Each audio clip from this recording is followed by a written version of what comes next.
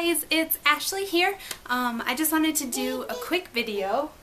Yeah, Sophia's behind me watching horses on YouTube. She just woke up, and so she asked for nays when she woke up, so I thought I'd just get a little clip going. Hopefully she doesn't mess with my computer too much while I'm not watching.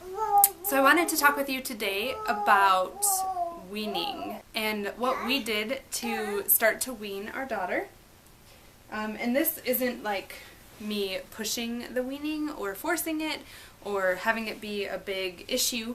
Actually, if anything, she kind of started to ease off of the nursing throughout the day naturally, but then she was still coming to me often.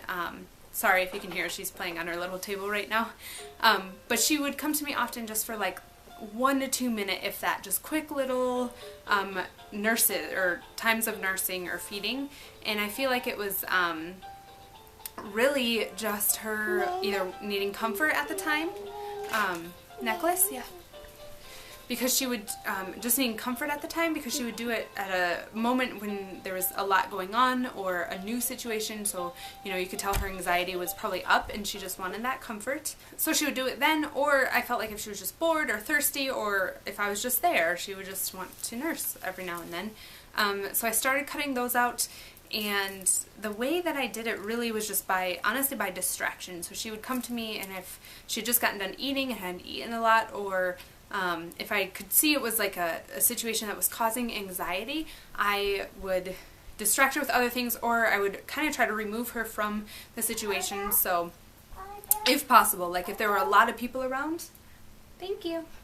If there were a lot of people around, she is not, she likes people and she likes being around people, but she also needs her breaks. So if she, you know, around the holidays, if she wasn't really getting that, or if people came to visit and she wasn't really getting the breaks or the alone time that she needs, then I would just take her upstairs or to the side, and just spend some one-on-one time with her and just reassure her, you know, like, it's okay, like, I know it's different and it's new and there's people here, but it's okay, and mom's here and dad's here, and just kind of reassure her that way. Also, we would, you know, if I thought maybe she was just bored or just thirsty, you know, I'd be like, well, you know, she calls it boo-boo.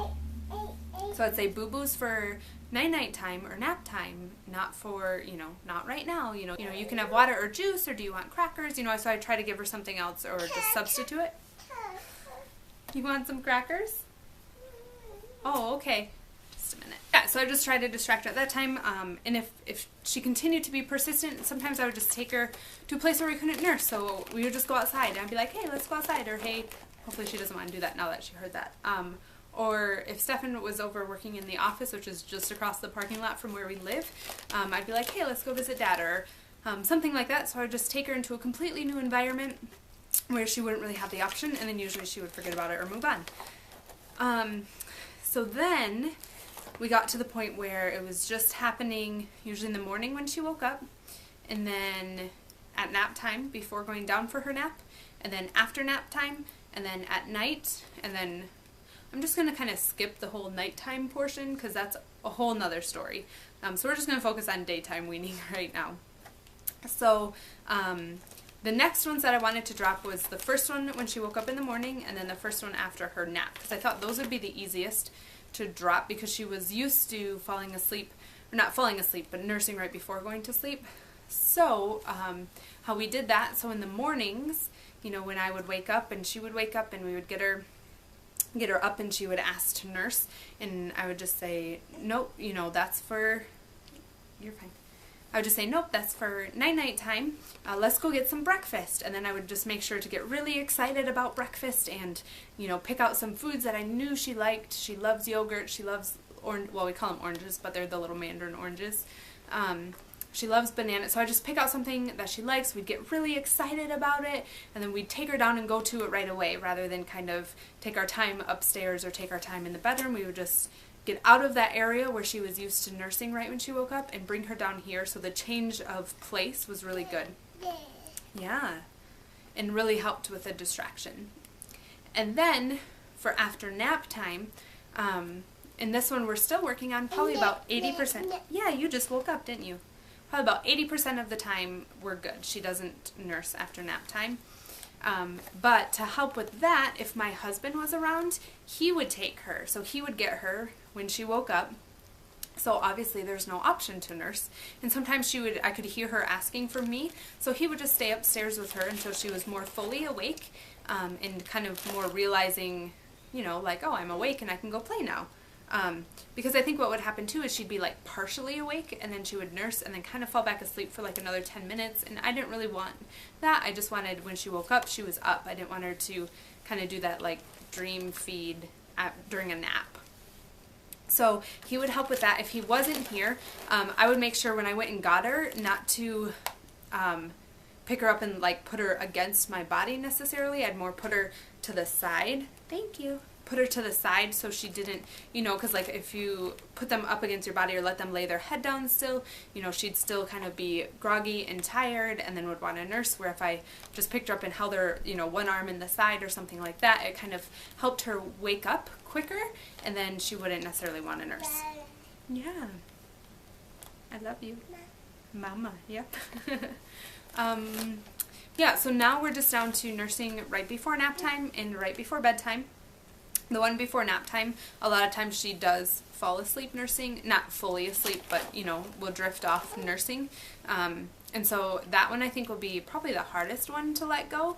And then the one right before bedtime is usually only about 2 to 3 minutes, maybe 5 minutes tops.